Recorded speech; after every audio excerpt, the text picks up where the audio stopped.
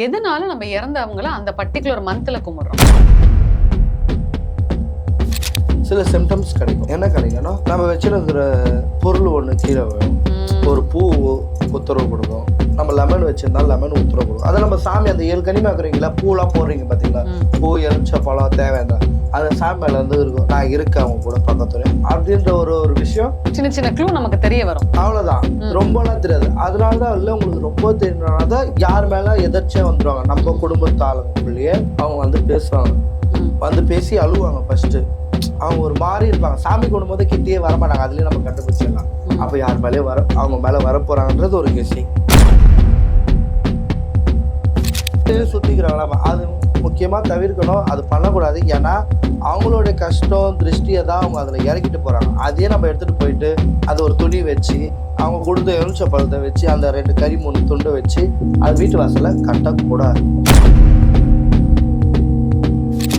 ஆடி மாதம் அப்படின்னாலே வந்து நம்ம மாரியம்மா, நாகாத்தம்மா, இந்த மாதிரி அம்மன் கோவில்களுக்கு தான், அதாவது பெண் தெய்வங்களுக்கு தான் நம்ம வந்து சிறப்பு வழிபாடு மற்றும் சிறப்பு பூஜைகள் பண்றோம். ஏன் ஆண் தெய்வங்களை நம்ம விட்டுறோம் ஆடி மாதத்துல? யார் சொன்னாங்க?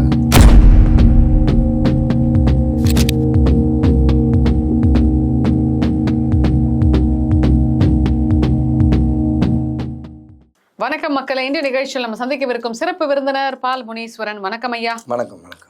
ஆக்சுவலா ஆடி மாசத்தை பத்தி ஒரு முக்கியமான சில கேள்விகள் கேட்கறதுக்கு தான் இன்னைக்கான பதிவு. ஆடி மாசத்துல நிறைய பேர் பாத்தீங்கன்னா இறந்தவங்களை வச்சு கும்பிடுவாங்க. எதனால நம்ம இறந்தவங்களை அந்த பர்டிகுலர் மந்த்ல கும்பிடுறோம்? அதாவது பார்த்தீங்கன்னா ஆடி மாதம் அவங்க வீட்டில், நம்ம வீட்டில் ஒரு ஆளாக இருந்திருப்பாங்க. அந்த ஆடி மாதம் வழிமுறை அவங்கள தான். ஏன்னா இது இப்போ இறந்தவங்கன்னு பார்த்தீங்கன்னா குழந்தை இருந்திருக்கலாம், கை குழந்தை இருந்திருக்கலாம், தாத்தா பாட்டி இருந்திருக்கலாம், அக்கா அம்மா, இல்லை யாரோ ஒருத்தர் இருந்தாங்க. இவங்க இல்லாமலாம் நம்ம யாருமே இல்லை. அவங்க என்ன வழிபாடு கொண்டு வந்தாங்களோ அன்னைக்கு வந்து, ஏன்னா நம்ம இறந்தவங்களை வந்து தெய்வத்துக்கு சமம்ன்ட்டு தான் உறவுப்பட வச்சு வழிபடுறோம் அப்படின்னு இருக்கும். அந்த நாள் அவங்க இருந்தால் எப்படி இருந்திருக்கும் அப்படின்ற ஒரு விஷயத்துல ஆடி மாதம் முன்னாடியே, ஆடி வந்து அடுத்த வாரம்னா இந்த வாரமே என்ன பண்ணிடுவாங்கன்னா, கோயிலுக்கு வெள்ளிக்கிழமை, வெள்ளி செவ்வாய் புதன்கிழமை அவங்க இறந்த நாள், அப்படி இல்லையா பொதுவாக சோஷியலான நாள் செவ்வாய் வெள்ளி, இந்த சாமி கும்பிட்ற நாள், அந்த நாட்களில் போயிட்டு இவங்களுக்குன்ட்டு புது துணி எப்படி பண்ணுவாங்கன்னா, ஜாக்கெட்டு, புடவை, ஜென்ஸாக இருந்தால் ஒரு வேஷ்டி, ஒரு பனியன், டவல் அப்படி வச்சு அந்த வீட்டில் இந்த புடவையை கட்டுறதுக்கு அடுத்த ஆள் தகுதியாக இருக்கணும்னா இவங்களுக்கு அடுத்தது யார், அவங்க கட்டுறதுக்கோசம் என்ன பண்ணுவாங்க, அவங்க சைஸில் எடுத்து வச்சுடுவாங்க. என்ன இது பண்ணுவாங்கன்னா, சக்கரை பொங்கல், வடை, சுண்டல் கோயிலுக்கு எடுத்துகிட்டு போய்ட்டு அவங்களுக்கு இந்த மாதிரி ஐட்டம்லாம் செஞ்சு பூ. இதை எப்படி கும்பிடுவாங்கன்னு பார்த்தீங்கன்னா, மேக்ஸிமம் கோயிலுக்கு போக முடியலன்னா நடு வீட்டில் வச்சு இந்த ட்ரெஸ் எல்லாம் வச்சு கும்பிடுவாங்க. கோயிலில் எப்படி கும்பிடுவாங்கன்னு பார்த்தீங்கன்னா, கரும்பு இருக்குது பார்த்தீங்களா, வெள்ளை கரும்பு, ஜூஸ் குடிக்கிறேன், அந்த கரும்பை வந்து வாங்கிட்டு அந்த ஒரு கரும்பை 4 போடுவாங்க. அதாவது சென்ட்ரு பேஸ் இடி வெட்டி ப்ளஸ் போட்டு 4 வந்துடும். 4 வந்து மண் கோயிலில் வந்து சின்ன சின்னதாக பள்ளம் தோண்டி 4 சைடும் அந்த கொம்பை நிற்க வச்சுருவாங்க. நிற்க வச்சுட்டு மேலே 2 கொம்பு வச்சுட்டு அதுக்கு மேலே வேப்பில் வச்சுருவாங்க. பந்தல் மாதிரி ஆக்கிட்டாங்களா, பந்தல் கீழே வந்து காமாட்சி விளக்கை ஏற்றி அவங்களுக்கு என்ன துணி வாங்கணுமோ. கோயிலில் வந்து பார்த்தீங்கன்னா அந்த 7 கன்னிங்க இருக்கும்ல, சப்த கன்னியா இல்லை நார்மலாக இறந்தவங்கள்ட்ட வச்சு கும்பிடுவாங்க, அதாவது 7 சப்த கன்னிங்க.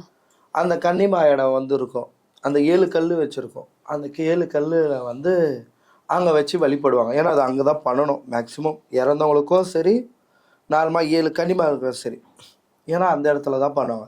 அப்போ என்ன பண்ணுவாங்க, அவங்களுக்கு தேவையான அந்த புது துணியை வச்சு விளக்கேற்றி படையல் போட்டு அந்த அவங்க வீட்டு ஆளுங்களுக்கு யாருன்னா மேலே யார் மேலாம் வருவாங்க, இறந்தவங்க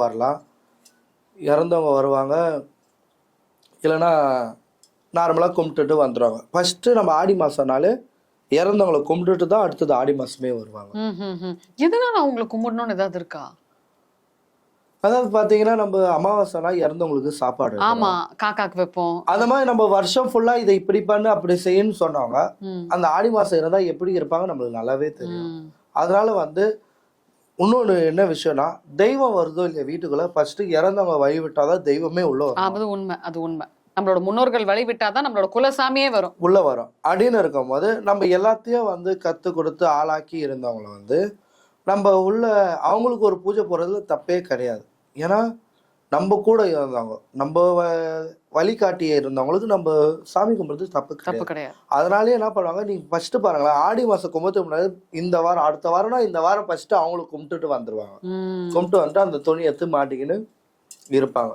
ஒரு சின்ன சந்தேகம், இப்போ வந்து வீட்டுல இப்ப நம்ம அமாவாசை அப்படின்னா வந்து நம்ம வந்து காக்கைக்கு உணவு அளிப்போம், அந்த காக்கா வந்து சாப்பிடும்.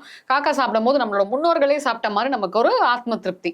இப்ப ஆடி மாசத்துல நம்ம இறந்தவங்களை நினைச்சு வீட்டுல வந்து பண்றோம் இல்லையா, சாமி கும்பிடுறோம் இல்லையா, அப்போ உண்மையாலுமே அவங்க வந்திருக்காங்களான்றது நம்ம எப்படி ஒரு பாமர மக்கள் கண்டுபிடிக்க முடியும்?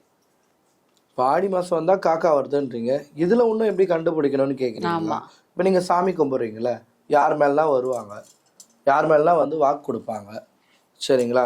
அப்படியே இல்லை அது மாதிரி யார் மேலேயும் வரலன்னா சில சிம்டம்ஸ் கிடைக்கும். என்ன கிடைக்கும்னா, நம்ம வச்சுருக்கிற பொருள் ஒன்று கீழே விழும், ஒரு பூ உத்தரவு கொடுக்கும், நம்ம லெமன் வச்சிருந்தாலும் லெமன் உத்தரவு கொடுக்கும். அதை நம்ம சாமி அந்த 7 கனி ஆக்குறீங்களா, பூலாம் போடுறீங்க பார்த்தீங்களா, பூ எலுமிச்சை பழம் தேவையான அந்த சாமி மேல இருந்து இருக்கும், நான் இருக்கேன் அவங்க கூட பக்கத்துல அப்படின்ற ஒரு விஷயம், சின்ன சின்ன க்ளூ நமக்கு தெரிய வரும். அவ்வளவுதான், ரொம்பலாம் தெரியாது. அதனாலதான் இல்லை உங்களுக்கு ரொம்ப தெரிஞ்சதான் யார் மேல எதிர்ச்சியா வந்துடுவாங்க. நம்ம குடும்பத்து ஆளுங்களுக்குள்ளேயே அவங்க வந்து பேசுவாங்க, வந்து பேசி அழுவாங்க. ஃபர்ஸ்ட் அவங்க ஒரு மாதிரி இருப்பாங்க, சாமி குடும்பத்தை கிட்டேயே வரமாட்டாங்க, அதுலயே நம்ம கண்டுபிடிச்சிடலாம். அப்ப யார் மேலேயே அவங்க மேல வரப்போறாங்கன்றது ஒரு கெஸ்ஸிங். அந்த மாதிரி விஷயம்லாம் நடக்குது. ஓகே, இப்போ இன்னொரு ஒரு முக்கியமான கேள்வி என்னன்னு பாத்தீங்கன்னா, ஆடி மாதம் வந்து இறந்தவர்களுக்கு வந்து துணியும் படைப்பாங்க, துணி வச்சு படைப்பாங்க, அவங்களுக்கு பிடிச்ச உணவும் வச்சு படைப்பாங்க. இது என்ன பெரிய விஷயமா, எல்லாமே தான் பண்றாங்களே, அமாவாசையில கூட தான் பண்றாங்கன்னு நீங்க சொல்லலாம். அது ஆடி மாதம் ஏன் குறிப்பிட்டு துணி வச்சு அவங்களுக்கு பிடிச்ச உணவை வச்சு படைக்கிறாங்க?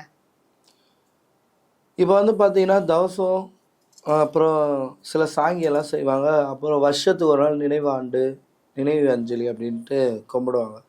ரேரு, அதாவது நம்ம கிட்ட, ஏன்னா தெய்வத்துக்கிட்ட வழிபடும் போது அவங்க அது ஒரு தெய்வ இடத்துல இருக்காங்க. நம்ம நார்மலாக கும்பிட்றதுக்கு முதலாம் ஆண்டு நினைவஞ்சலி அப்படி, ஏன்னா இப்போதான் இயற்கையாக இறந்துருப்பாங்க, அது வேற. இப்போ அவங்க போயிட்டு அவங்களால இன்னும் நான் நல்லா இருக்கேன், இப்போ நம்ம சாமி கும்பிடும்போது இல்லையோ அவங்கள பார்க்க தொட்டாச்சு கும்பிடுவோம், அவங்கள நினைப்போம், அவங்க பேர் பச்சை குத்திருப்போம், அப்படி சில விஷயங்கள்லாம் நம்மளே பதிவு பண்ணி வச்சுருப்போம். அப்படின்னும் போது எங்கள் வீட்டில் இருந்தவங்க தெய்வத்துக்கு சமமாக இருக்காங்க. அதனால என்ன பண்ணோம், நம்ம இவ்வளோ செலவு பண்ணி கும்பிட்றோம், அப்போ நம்ம செத்தவங்களும் நம்ம கூட தானே இருப்பாங்க அப்படின்ற ஒரு எண்ணமோ, அதுதான் உண்மை. அதனால வழிபடுவாங்க. வழிபட்டா அவங்களுக்கு சில பிரச்சனைகள்லாம் தவிர்க்கும், எதிரி தொல்லை நீங்கும், கடன் பிரச்சனை தீரும். இந்த மாதிரி விஷயங்களா என்ன நம்ம கோரிக்கை வைக்கிறோமோ அது சில இதெல்லாம் நடக்கும். ரொம்ப அருமையா சொன்னீங்க ஐயா. இப்ப எனக்கு இன்னொரு ஒரு சந்தேகம். இப்ப பொதுவா இப்ப நீங்க சொன்னீங்க இல்லையா ஒரு பதிவுல, இப்ப வந்து ஆடி மாசத்துல வந்து நெருப்பெல்லாம் மிதிப்பாங்க, தீ மிதிப்பாங்க அப்படின்னு சொல்லிட்டு. ஓகே, தீ மிதிச்சோன்னா அந்த கறி விருந்தெல்லாம் போட்டு அந்த கோயில்ல வைப்பாங்க, அதெல்லாம் சாப்பிடுவாங்க, அதெல்லாம் அப்பாற்பட்ட விஷயம். நிறைய பேர் பாத்தீங்கன்னா இந்த தீ மிதிச்சோன்னா அந்த அடுப்பு கறியா, அந்த எரியிற அந்த கறி, அந்த கறி எடுத்துட்டு போயிட்டு எதனால வீட்டு வாசல்ல கட்டுறாங்க? அதாவது பாத்தீங்கன்னா அதை கட்டக்கூடாது, இது தெரியாம சில பேர் எடுக்கிறாங்க. ஏன்னா ஒருத்தவங்க வேண்டுதலும் பாவமோ அதில் இறக்கிட்டு தான் போறாங்க. அது வந்து என்னுடைய கஷ்டம் எனக்கு நடந்துச்சு, ஒரு சந்தோஷம் அப்படின்றதோட ஒருத்தருடைய கண்ணீர், நான் இப்படிதான் வேண்டிக்கிட்டு தீ மிதிக்கிறது என்னோட பிரச்சனை அதுல இறக்கி விடுறேன்ட்டு தான் அதுக்கோசம் இறங்கி போறாங்க. ஆனா சில மக்கள் எல்லாம் போறாங்க, அவங்க கிட்ட இருந்து லெமன் வாங்குறோமா அது வேற. ஒரு தெய்வத்துக்கிட்ட இருந்து லெமன்றது ஒரு தெய்வீக விஷயமான ஒரு பொருள், அதை நம்ம தப்பு சொல்ல முடியாது. லெமன் வாங்கிக்கலாம், வேப்பிலை வாங்கிக்கலாம், அதை மெரிச்சிட்டு அவங்களுடைய கஷ்டம் திருஷ்டி எல்லாத்துலேயும் அதில் தான் இருக்கு. இப்போ நம்ம ஒரு லெமனை வச்சு கற்பூரை ஏற்றி சுற்றி போடுறோம், அது திருஷ்டி. அதே நெருப்புல தானே அவங்களும் இறங்கலாம், அப்போ அதுவும் திருஷ்டி தானே. அப்படின்னும் போது சில பேர் தெரியாம ஒருத்தர் தவிர அது எதுக்கோ எடுப்பாங்க, இதை கட்டினா நல்லா இருக்கும், அதெல்லாம் ஒருத்தவங்க பண்ணிட்டாங்கன்னா அதே அப்படியே சுத்திக்கிறாங்களா. அது முக்கியமா தவிர்க்கணும், அது பண்ணக்கூடாது. ஏன்னா அவங்களுடைய கஷ்டம் திருஷ்டியை தான் அவங்க அதில் இறக்கிட்டு போறாங்க. அதையே நம்ம எடுத்துட்டு போயிட்டு அது ஒரு துணி வச்சு அவங்க கொடுத்த எலுமிச்சை பழத்தை வச்சு அந்த 2 கறி 3 துண்டை வச்சு அது வீட்டு வாசல்ல கட்டக்கூடாது. ஏன்னா அவங்களோட திருஷ்டியெல்லாம் நம்மளுக்கு ஒன்றும் தான் இருக்கிற பிரச்சனை இல்லாம தானா சூனியம் வச்சு பண்ணுவாங்களா, அதுல இது ஒண்ணு. அது மாதிரி பண்ணக்கூடாது. எலுமிச்சை பழம் வாங்குறீங்களா, கட்டுங்க. கறி எதுக்கு எடுத்துட்டு போறீங்க, அது எடுத்துட்டே போகக்கூடாது, அது பண்ணக்கூடாது. அது முடிஞ்ச அளவுக்கு தவிர்க்க பாருங்க. ரொம்ப அருமையா சொன்னீங்க. அடுத்த ஒரு கேள்வி, ஆடி மாதம் அப்படின்னாலே வந்து நம்ம மாரியம்மா, நாகாத்தம்மா, இந்த மாதிரி அம்மன் கோவில்களுக்கு தான், அதாவது பெண் தெய்வங்களுக்கு தான் நம்ம வந்து சிறப்பு வழிபாடு மற்றும் சிறப்பு பூஜைகள் பண்றோம். ஏன் ஆண் தெய்வங்களை நம்ம விட்டுறோம் ஆடி மாதத்துல? யார் சொன்னாங்க? ஆடி மாசத்துல தெய்வத்துக்கும் ஆண் தெய்வத்துக்கும் எந்த வழிபாடு. தெய்வம் சொல்லுங்க பார்க்கலாம் நீங்க? பால் முனீஸ்வரனுக்கு. அப்படிங்களா? ஆமா, அதாவது பாத்தீங்கன்னா வெள்ளிக்கிழமை பூஜை பண்ணிட்டு கரகம் ஜோடிச்சு வச்சிருவாங்க. சனிக்கிழமை பாத்தீங்கன்னா கங்கை தட்டி சாமி வர வச்சு என்னன்னுட்டு கேள்வி கேட்பாங்க. 3ஆவது நாள் கூழ் ஊற்றுவாங்க. காலையில் என்ன பண்ணுவாங்க பார்த்தீங்கன்னா கூழ் செய்ய ஆரம்பிச்சு 12 மணிக்கு ஊற்ற ஆரம்பிச்சிடுவாங்க. ஊற்றி ஆரம்பிச்சிட்டாங்களா அதோட பார்த்தீங்கன்னா உங்களுக்கு தெரிஞ்சது வரைக்கும் நைட்டு கும்போன்றது தான். இதானே உண்மை பேசிக்கா. இந்த 5-6 மணிக்கு நடுவில் ஒரு டைம் ஒன்று இருக்கு. அப்போ என்ன பண்ணுவாங்கன்னா 3 கல் வைப்பாங்க முனீஸ்வரன்ட்டு. 3 கல் வச்சு முனீஸ்வரனுக்கு என்னென்ன தேவை படையல் போட்டு சக்கரை பொங்கல் வச்சு சரக்கு வச்சு எல்லாமே படையல் அவருக்கு என்ன தேவை பொரி ஒச்சக்கல் அவ்வளோன்ட்டு.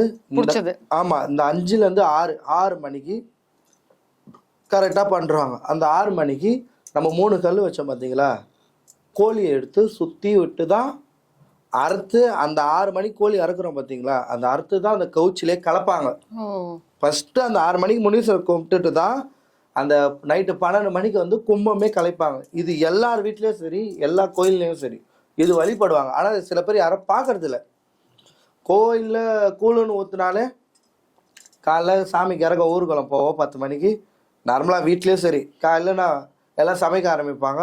12 மணிக்கு கூழ் ஊற்றுவாங்க. கூழை குடிச்சிட்டு அவங்க வீட்டுக்கு போனால் 12 மணிக்கு, இல்லை கோயிலுக்கு போனால் இந்த கோயிலில் 12 மணிக்கு கும்பம் அப்படியெல்லாம் கிடையாது. 6 மணிக்கும் போனாலும் 5லேருந்து 6 மணிக்குள்ளே முனீஸ்வரனை கும்பிடுவாங்க. முனீஸ்வரனை வழிபட்டு தான் ஒரு உத்தரவு கேட்டு தான் அந்த ஆண் தெய்வத்தை உத்தரவு கேட்டு தான் நைட்டு 12 மணிக்கு கும்பமே கலைப்பாங்க. மறுபடியும் 12 மணிக்கு கங்கை தட்டி எல்லா சாமியும் ஆட வச்சு எல்லாம் கேட்பாங்க. நடந்தது சந்தோஷமா, உனக்கு இவ்வளோ பண்ணியிருக்கோன்ட்டு சந்தோஷம். அவங்க வாக்கு தருவாங்க. இந்த ஆண்டு நீ எப்படி இருப்ப, நல்லா இருப்ப. அவங்க சில வாக்கு தருவாங்க. நீ ஒன்று நினச்சிருந்த அது இந்த ஆண்டுக்குள்ளே நான் நிறைவேற்றி காட்டுறேன் அப்படின்ட்டு தெய்வம் வாக்கு தரும். மனிதர்கள் மூலமா வந்து வாக்கு தரும். அதனால ஆண் தெய்வமும் வழிபாடு இருக்கு. ரொம்ப ஆச்சரியமா இருக்கு ஐயா. அதாவது ஆண் தெய்வம் வழிபாடு இருக்குன்னு சொன்னீங்க. மிக அழகா நிறைய விஷயத்த நாங்க கேட்ட சந்தேகங்களுக்கு ரொம்ப தெளிவான பதில்கள் சொன்னீங்க. மிக்க மகிழ்ச்சி. நன்றி. நன்றி, வணக்கம்.